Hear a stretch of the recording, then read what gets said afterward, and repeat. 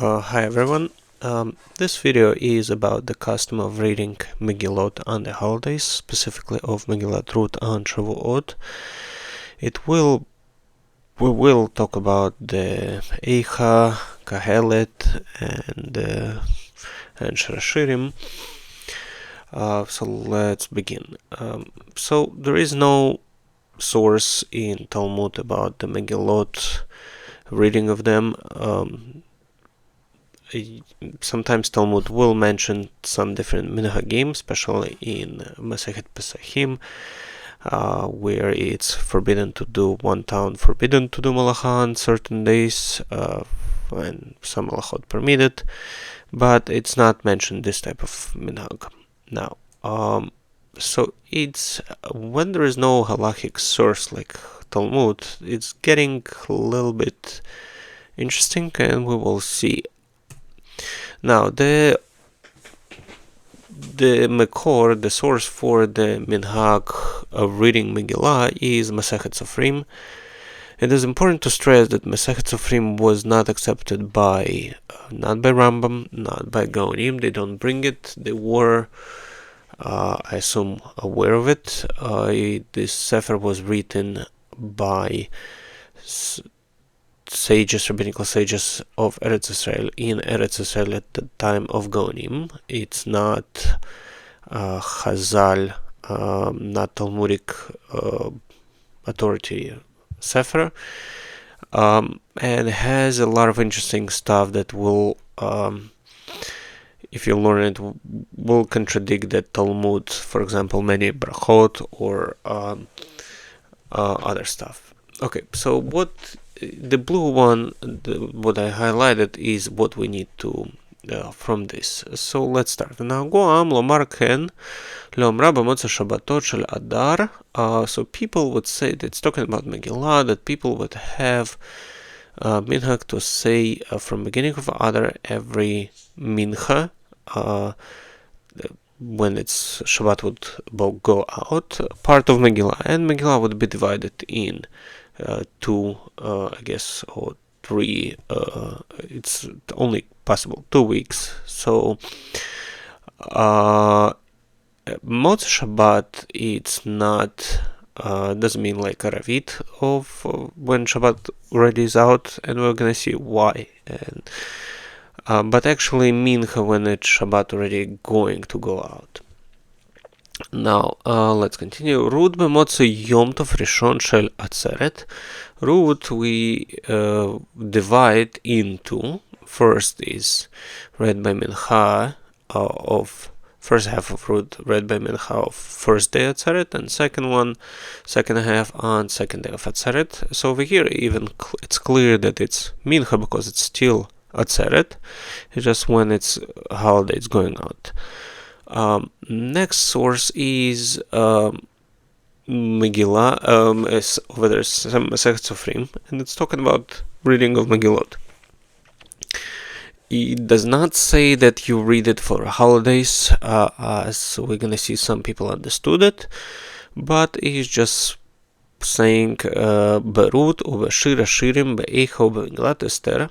צריך לומר על מקרה מגילה when you read it, ואף על פי שכתובה בכתובים, even though it's written on the skin between the other 24 books. So berakhah is al mikra megillah. We're gonna see it's important for, Ramon mentions this minhag. הקורא בכתובים צריך לומר ברוך אתה השם אלוהינו מלך העולם אשר קידשנו מצוותיו וציוונו לקרוא בכתבי הקודש. So again, Masechet Sofrim does not tells us what Ktuvim could be Divrei Yamim, could be Nehemiah, Ezra, and Daniel, which are not prophetical books, not Nevi'im. So it does not tell you that you have to say over here specific berakhah for a specific holiday or something like that. Now, now we're moving to after Masechet Sofrim was Eretz Israel at the time of Gaonim book. We're gonna see now Ashkenazic approach, how they what they learned and how they learned it and what was the minhag. So in Darkei Moshe, he brings Abudraham. Nago Olam, B'chag Shavuot, the people would custom to read Shavuot Ruth. Why? Because it's time of the harvest, and because Jewish people became Jewish on that day because they accepted Torah, like the story of Ruth. Now it's also said in Masechet Sofrim, Kore b'chamesh megilot, mevarech al mekro megilot. Let's go back, and that's what we have in our Masechet Sofrim. ואפילו היא כתובה בין הכתובים, עד כאן, and so is מהרעיל, and not וכן מנהג, דלא כמרדכי. So according to Ramo in Darkei Moshe, people would bless on Megillah. So the only argument, if it's written in Tanakh, in whole 24 books, then you would read al mikro ktuvim. But Ramo in Darkei Moshe says you say with brachot, like Gro would say that you have to say bracha on it.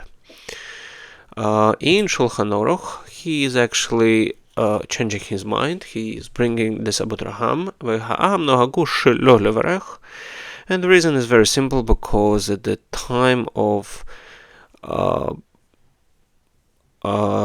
Aruch he would write Ramo his notes. He would obviously consider, that's what seems to me, even the lashon of the language of Nahagu seems like people were accustomed. It's nothing to do with halachic discussion and taking decision.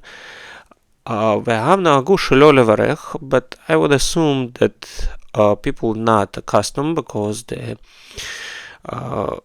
rabbis of communities would say it's forbidden, because safek brachot la'akel, because of there's no such a bracha in Talmud, so we not making new brachot, and it's forbidden.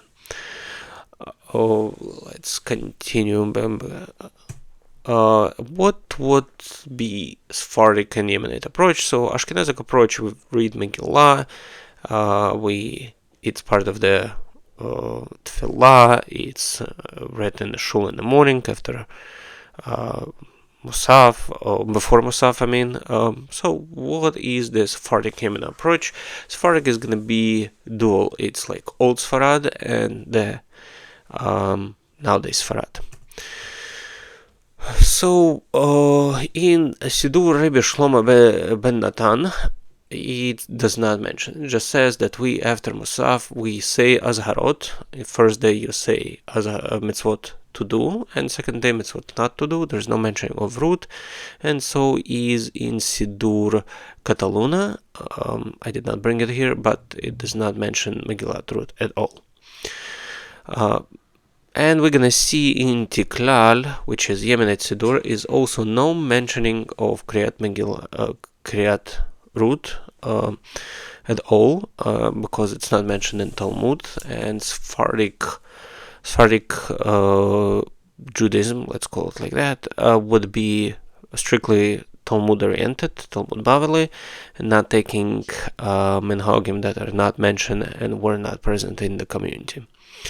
Or even if some minhag was, they would cancel this minhagim sometimes if they contradict the Talmud. In Sefer Alei Hadas Minhagi Tunis, it says, so it's, we read on first day one part of Ruth and the second part of the Ruth exactly like a Sefer